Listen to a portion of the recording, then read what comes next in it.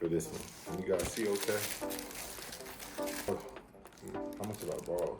I'm Art Morrison III, and I've borrowed over 8 figures from hard money lenders, and here are 5 of the things I hate the most about borrowing money, not just from anyone, but specifically from hard money lenders. All right, number 5, and these are in no specific order. Honestly, I'm actually going off the top of the dome, but this one is the most obvious, and it's interest. With hard money lenders, you're going to pay interest-only payments typically, and they're around 10%.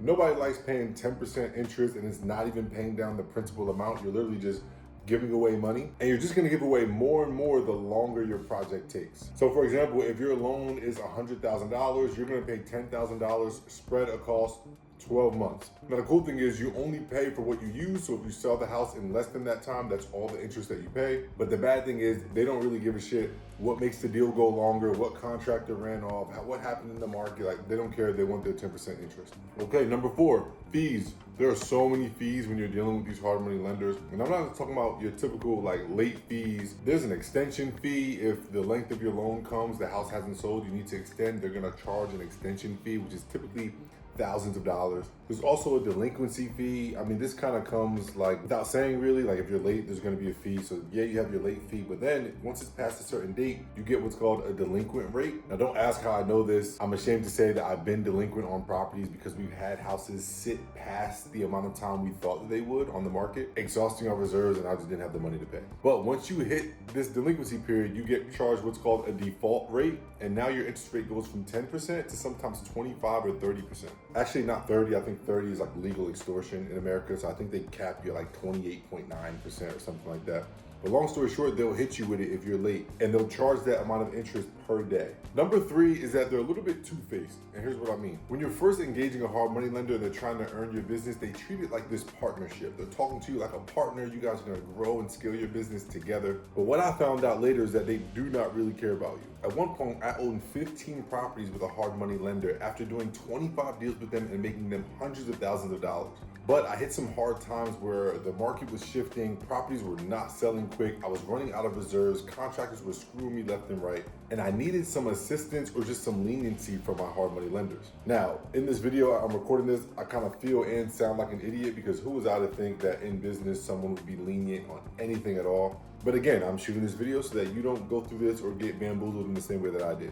But when it came time for me to obtain new loans from them, despite all of my past business, they began to decline loans based on the amount of loans that I had. So basically they said, hey, you have a lot of loans with us, and even though you've made us a lot of money in the past, we don't trust that you're actually gonna be able to get out of these deals profitably. So as a result, we're not gonna lend you any more money on any more deals, even though your track record supersedes this tough time that you're going through. So I'm sitting here in the email thread like, yo, it's me, guys. Like, we've done so much business. I've spent so much money with you. You've made so much money off me. I've sent you business from other people.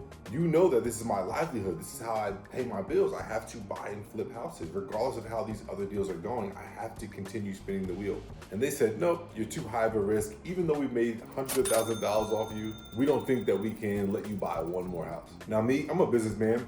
Number 3 is understandable, right? Okay, I get it. Risk is risk. You guys have people you need to answer to, investors who fund your lending company. So, you know, I get it. These motherfuckers could do whatever they want. So look, that same scenario I just shared with you, I was able to get all of my properties down from the 14 properties all the way down to 4 properties. I successfully exited every single one of those deals. I was so excited. I'm like, okay, cool. Now I can begin to buy real estate and make money again. Now we're in the middle of transitioning from fix and flip loans and refinancing into long-term loans, which is gonna give you number 5 in a little bit. So the remaining 4 houses I had were sort of in this transitionary period, and they were outside of their maturity, meaning it was a 1-year loan, but they were now in an extension period where I paid an extension fee, and boom, now the houses are in an extension period. So now I'm in the middle of purchasing a deal that they said was perfectly fine for me to purchase. Obviously, number 4, they didn't let me purchase. Now we're actually in the process of purchasing, so everything's going great. We get the deal fully approved,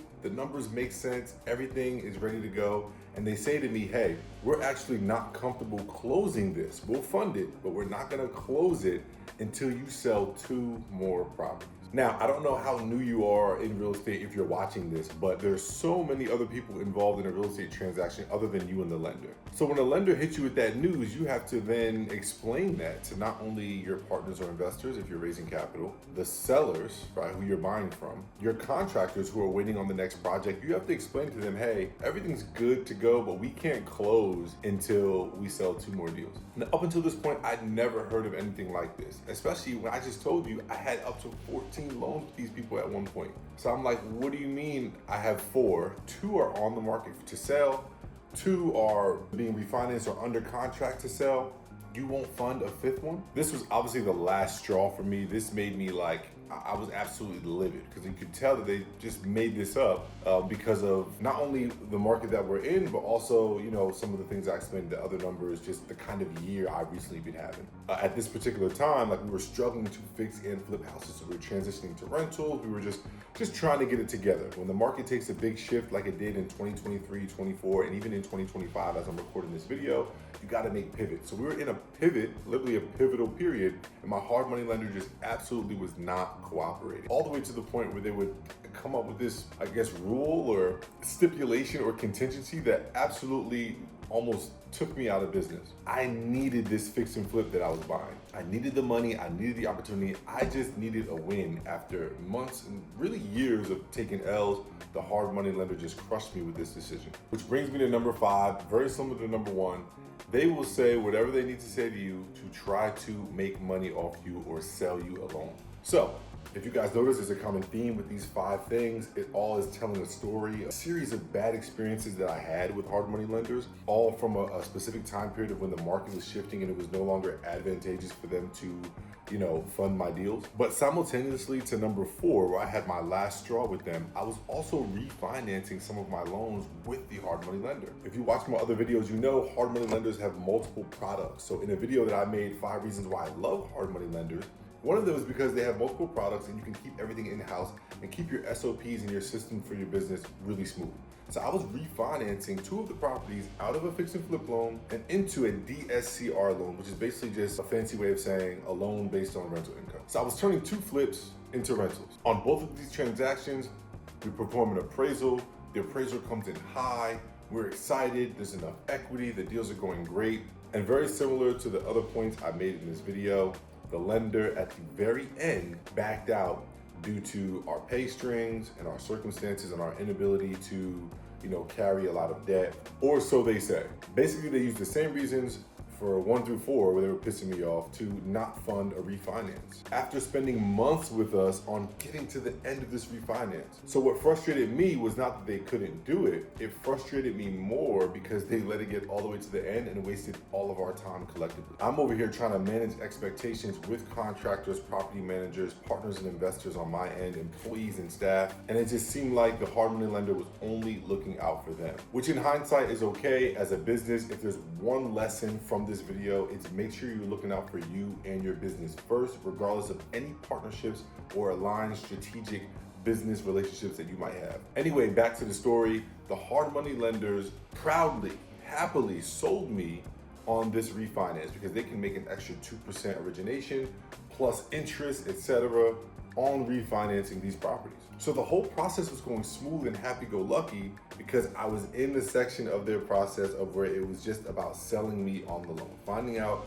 how juicy of a deal it could be for them. But the minute it came down to actually closing the deal and they had to send it for final approval, they ended up snatching the deal from under me. Like I said earlier, not only was this a waste of time, but it was just disheartening and really discouraging to me and my company that we had our hopes up and honestly got sold, literally in the sense of the word, this amazing opportunity, which was transitioning this fix and flip to a rental and no longer losing money on a vacant property. So then we were forced to sell this property, while at the same time they were telling me that they would not further extend the loan because we've exceeded the amount of times that you can extend. So we were forced to literally drop the price to an amount that was guaranteed to sell. So, you know, it goes without saying we lost money on that deal. Now, these 5 reasons ended up just kind of being a story time, but I hope that this gives you a couple. I really honestly just threw in a sixth one. So change the title to this. It's 6 reasons why I hate hard money lenders. Because I low-key forgot about the time when they wouldn't let me extend the loan and forced me to basically short sale and lose my equity, which is damn near the same as foreclosing. I could have just stopped paying them and let them take the house if I was gonna lose my entire down payment. But that's neither here nor there, and I'll save that for another video.